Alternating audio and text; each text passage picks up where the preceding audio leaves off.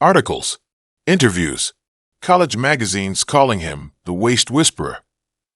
A TEDx talk, more investors, more impact. By the time RF turned 22, Brickback had spread to 5 Indian states.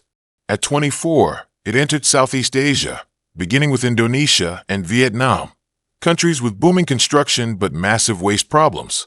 He set up offices in 4 countries, hired engineers, logistics experts, and urban planners. And through it all, he made one thing clear. We don't build buildings. We build smarter ways to build.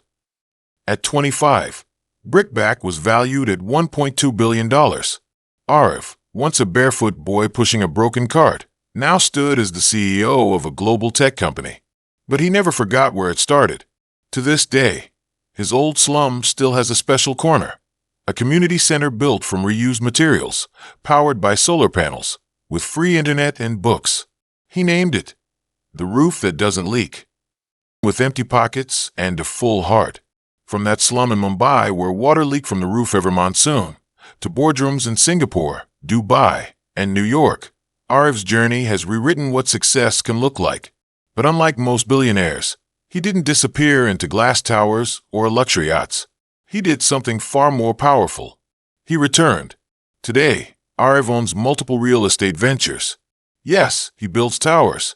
Yes, he works with international investors. But the buildings he's most proud of? Affordable homes for people who've never had one. He founded Rootrise Foundation, named after the same slum where he grew up. Every month, the foundation identifies one family living in unsafe conditions, roofs made of plastic sheets, no running water, no electricity, and builds them a safe, solid, solar-powered home. Not as charity, but as justice.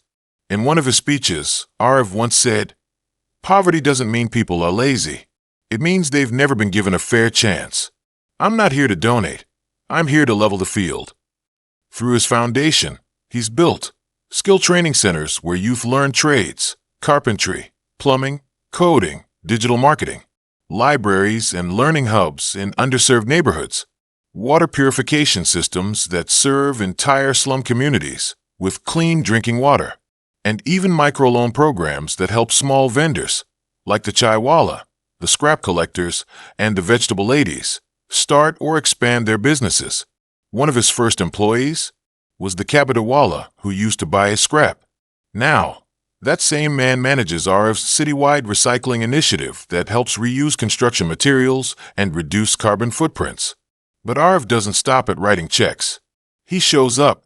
Every month, he walks back into the same narrow lanes he once pushed his cart through. Not with cameras, not with PR teams. Just him, his mother, and a notebook. He listens. To stories. To struggles.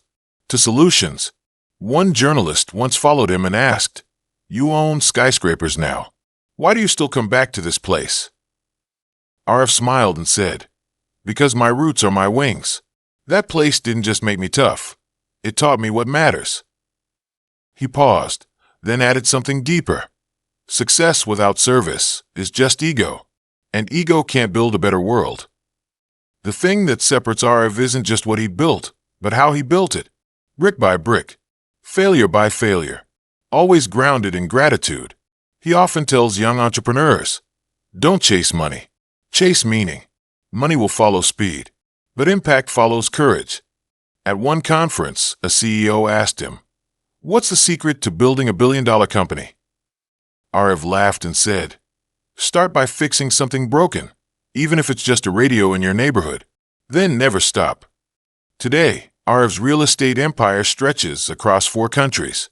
He collaborates with green architects to design eco-friendly skyscrapers, smart housing for low-income families, and even builds disaster-resilient homes in flood-prone areas. His mission is simple but bold. No one should be punished for being born poor. But Arif doesn't wear gold watches. He doesn't drive a Ferrari. He still lives simply. In fact, his office desk is made from repurposed wood taken from the same demolition sites he once scavenged. And behind his chair, there's no art. Just a photo. A small, faded image of his mother holding his hand on the roof of their slum home the night he got his first funding. It's his reminder of why he started. of who he's doing it for, and of the millions still waiting for their chance. In interviews, he rarely talks about the money. He talks about systems, about dignity, about how you can build too. If you have vision, values, and velocity. And perhaps most importantly, he says this: don't wait to be rich to give back. Start where you are, with what you have. The world doesn't need more billionaires. It needs more builders of hope. Today, thousands of children in slums across India know the name Arif, not because he's famous, but because he made them feel seen, because he proved something timeless and powerful. It doesn't matter where you start. It only matters how far you're willing to go.